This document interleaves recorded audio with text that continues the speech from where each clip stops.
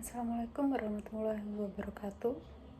Perkenalkan, saya Siska Aduliana dengan NIM 2022-595.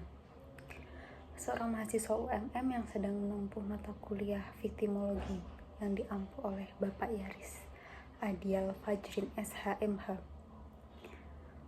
Hari ini saya akan membahas mengenai viktimologi, yang khususnya ruang lingkup viktimologi yang meliputi aspek psikologis, sosial, dan juga aspek ekonomi dari korban kejahatan.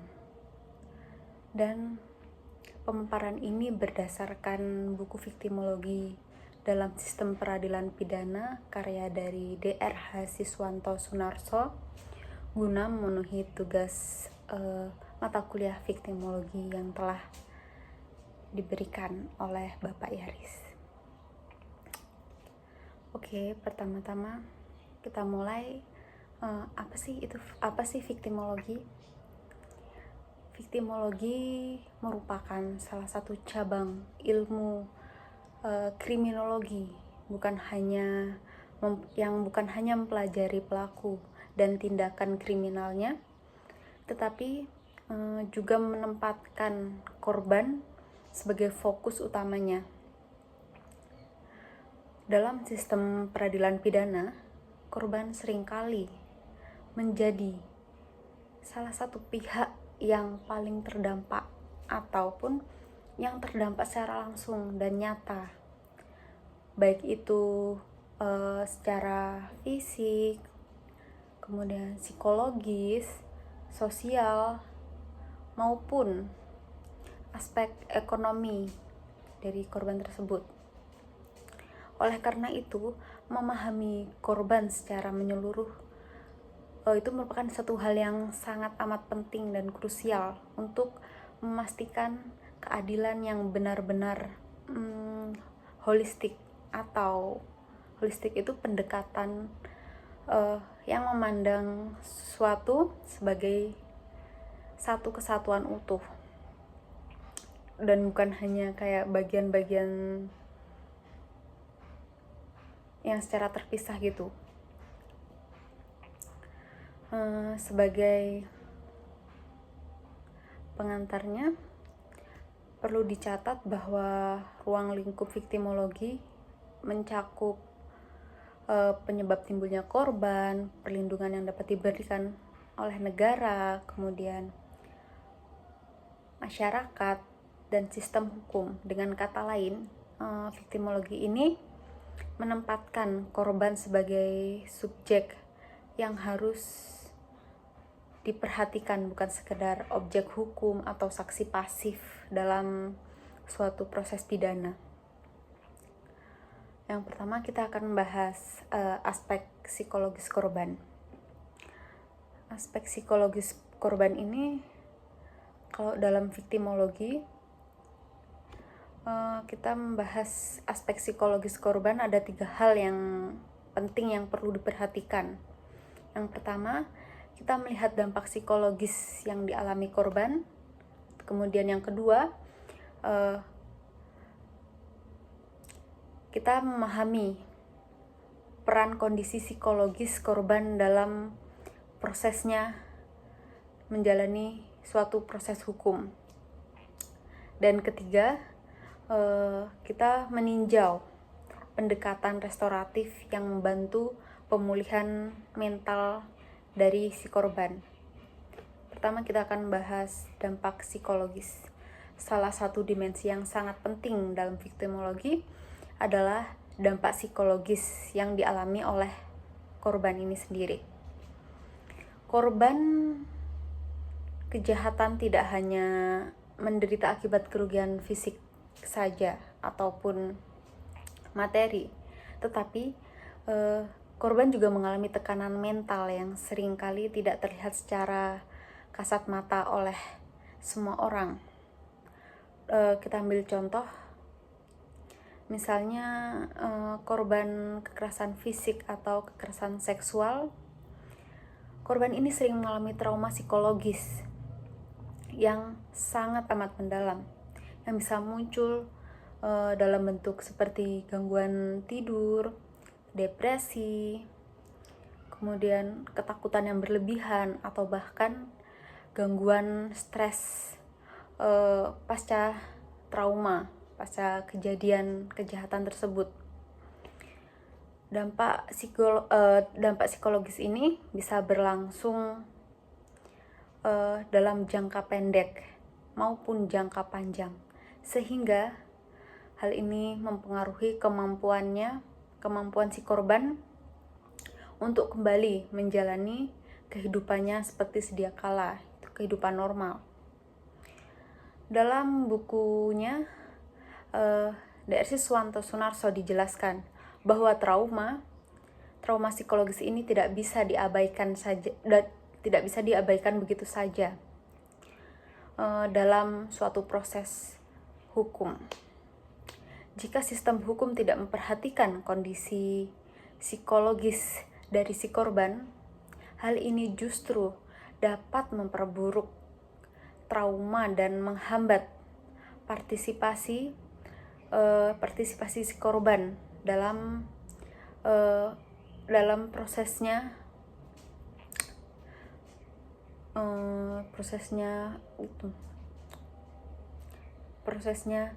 menjalani proses hukum. Oleh karena itu, pendekatan psikologis ini merupakan pendekatan yang sensitif dan sangat amat diperlukan. Kemudian dalam aspek psikologis ini ada peran psikologis dalam proses hukum. Korban kejahatan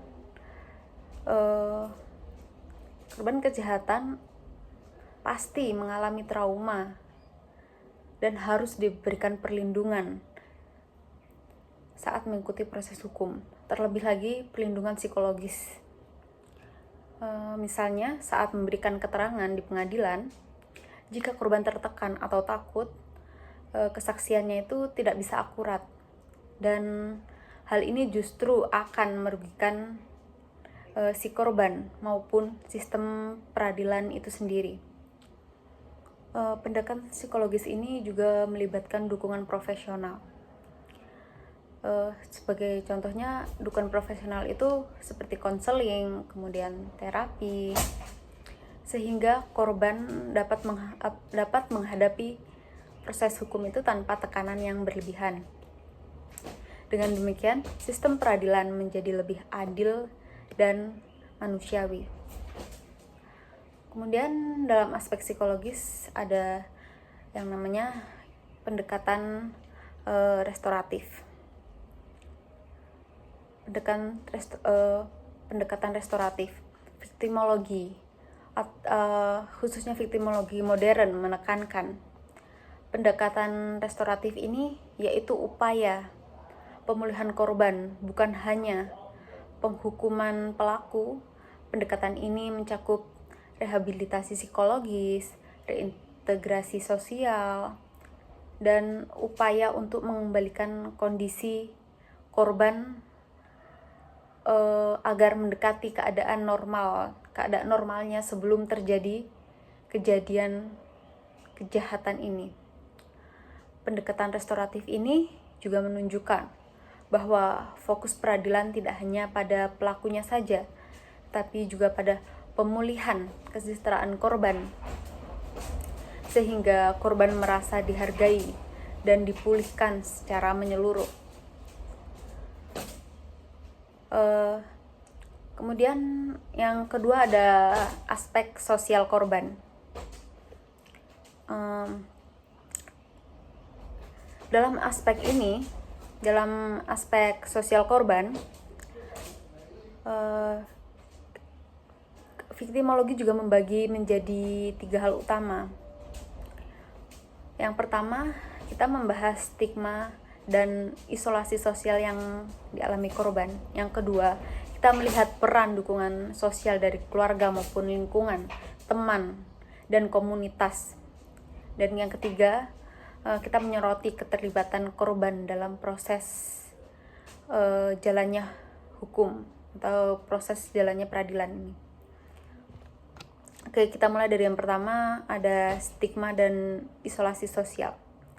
Selain dampak psikologis, korban juga menghadapi dampak sosial yang sangat signifikan. Korban kejahatan sering mengalami stigma negatif dari masyarakat. Misalnya korban kekerasan seksual yang dianggap memalukan atau korban penipuan yang dianggap orang yang ceroboh. Stigma sosial ini dapat menyebabkan si korban merasa terisolasi, kehilangan dukungan dari komunitas, dan bahkan mengalami diskriminasi dalam lingkungan sosialnya. Dr. Siswanto Sunarso menekankan bahwa dampak sosial ini dapat memperparah penderitaan korban dan menghambat proses pemulihan mereka. Kemudian yang kedua ada dukungan sosial. Untuk mengatasi dampak sosial, penting adanya dukungan keluarga, teman, dan komunitas. Ini menjadi hal yang sangat krusial. Dukungan sosial ini membantu korban merasa diterima merasa diterima kembali, kayak memperkuat kepercayaan diri mereka dan mendorong mereka untuk bisa berpartisipasi aktif dalam proses hukum yang berjalan. Sebagai contoh, misalnya korban kekerasan fisik mendapatkan dukungan emosional dan moral dari keluarga. Jadi mereka ini cenderung lebih cepat pulih dan berani mengikuti proses hukum yang ada untuk menuntut keadilan yang mereka inginkan. Dukungan ini juga menjadi landasan penting bagi proses reintegrasi sosial korban ke dalam masyarakat. Yang ketiga ada keterlibatan bagian terakhir, keterlibatan korban dalam proses hukum. Viktimologi menekankan bahwa korban sebaiknya aktif dalam sistem peradilan pidana. Partisipasi korban tidak hanya sebatas memberikan keterangan saja, tetapi juga dalam menentukan apa sih perlindungan yang mereka butuhkan. Keterlibatan ini memiliki dua manfaat utama. Yang pertama, korban ini merasa hak-haknya dihargai. Dan kedua, sistem peradilan dapat mempertimbangkan dampak sosial dan dampak psikologis korban dalam proses hukum.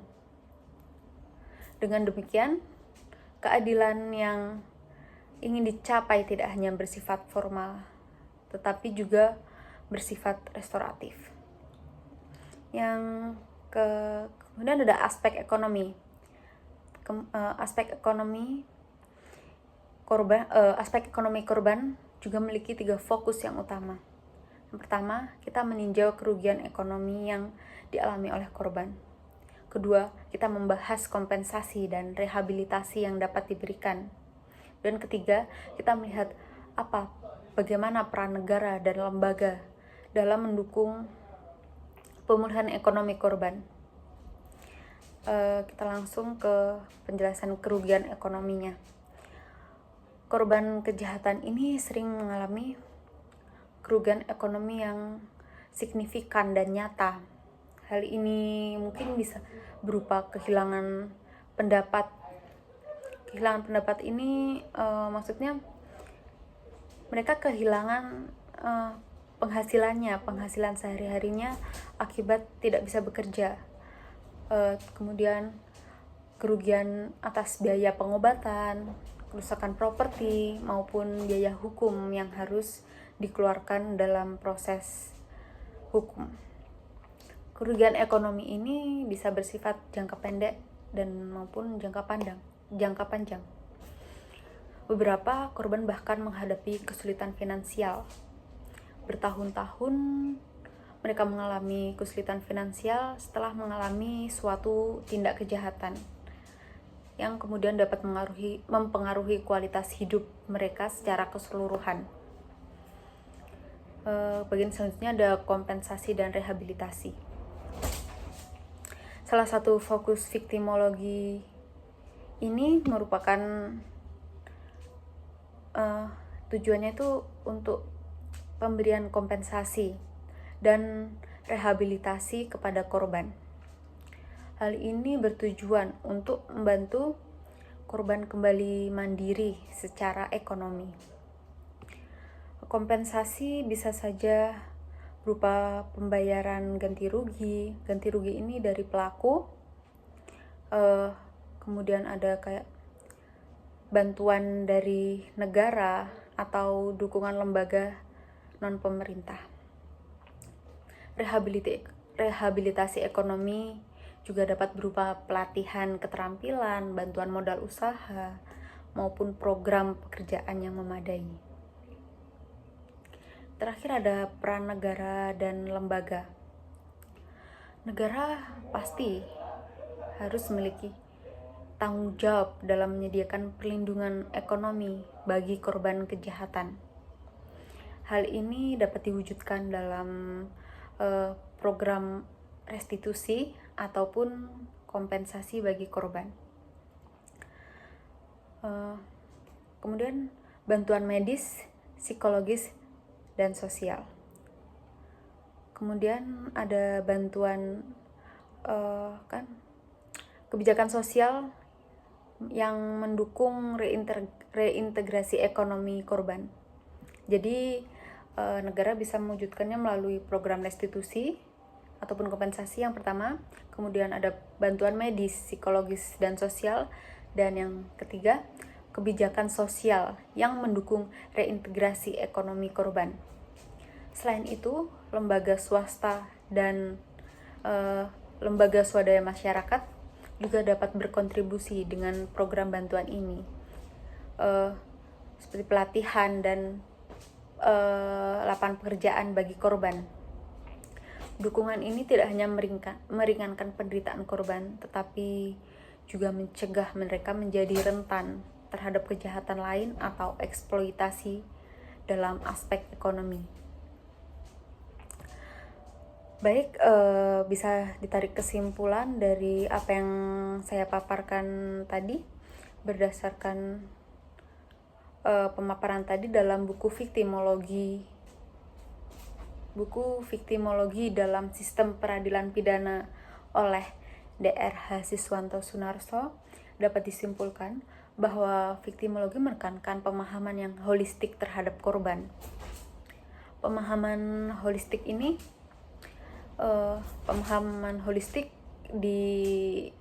di sini tuh berarti melihat korban secara menyeluruh, tidak hanya dari satu sisi saja, tetapi dari berbagai aspek yang saling terkait atau terikat, yaitu psikologis, aspek sosial, maupun aspek ekonomi. Dengan pendekatan holistik, korban diperlakukan sebagai manusia utuh yang mengalami dampak kejahatan di berbagai dimensi kehidupan, sehingga intervensi ataupun perlindungan yang diberikan bisa lebih efektif dan sesuai dengan apa yang mereka butuhkan atau sesuai kebutuhan mereka. Aspek psikologis korban menjadi perhatian utama karena trauma yang dialami korban. Korban pasti mengalami trauma akibat kejadian kejahatan tersebut, dan itu bisa menjadi trauma yang sangat mendalam dan mempengaruhi kualitas hidup mereka dalam jangka waktu yang panjang. Oleh karena itu, sistem peradilan pidana harus mampu memberikan perlindungan atau perlakuan yang sensitif dan memastikan bahwa proses hukum tidak hanya menambah beban psikologis korban saja, melainkan membantu mereka untuk pulih dan merasa aman. Pendekatan ini menekankan bahwa korban bukan sekedar saksi ataupun sekedar objek hukum, tetapi individu yang membutuhkan perhatian emosional dan mental yang memadai.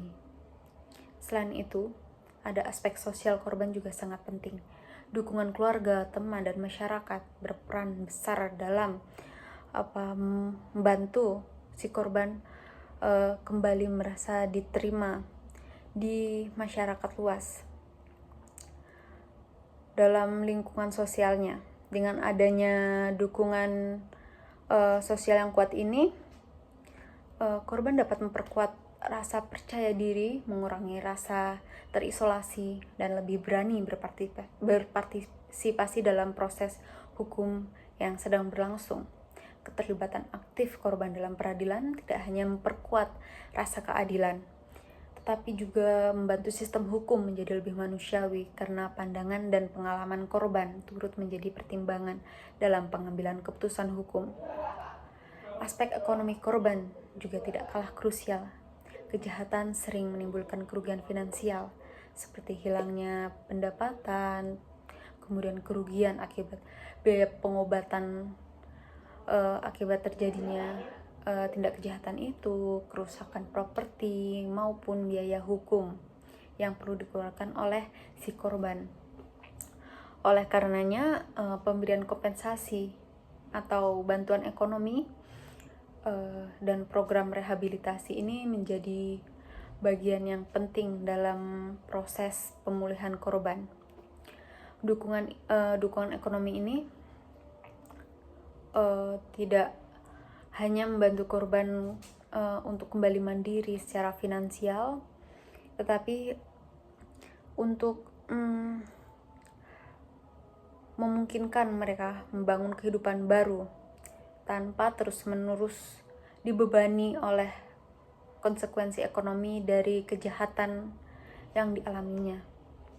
Peran negara, lembaga hukum, serta lembaga swasta dan komunitas sangat dibutuhkan untuk memastikan agar si korban mendapatkan perlindungan ekonomi yang memadai. Dengan pemahaman komprehensif terhadap ketiga aspek ini, viktimologi tidak hanya menekankan hukuman terhadap pelaku, tetapi juga menempatkan korban sebagai subjek utama dalam sistem peradilan pidana. Baik, mungkin cukup sekian penjelasan yang dapat saya paparkan dalam materi ini, ruang lingkup viktimologi. Semoga apa yang saya sampaikan dapat bermanfaat, dan mohon maaf apabila ada kesalahan informasi atau kesalahan penyampaian dalam pemaparan materi tadi. Sekian dari saya. Wassalamualaikum warahmatullahi wabarakatuh.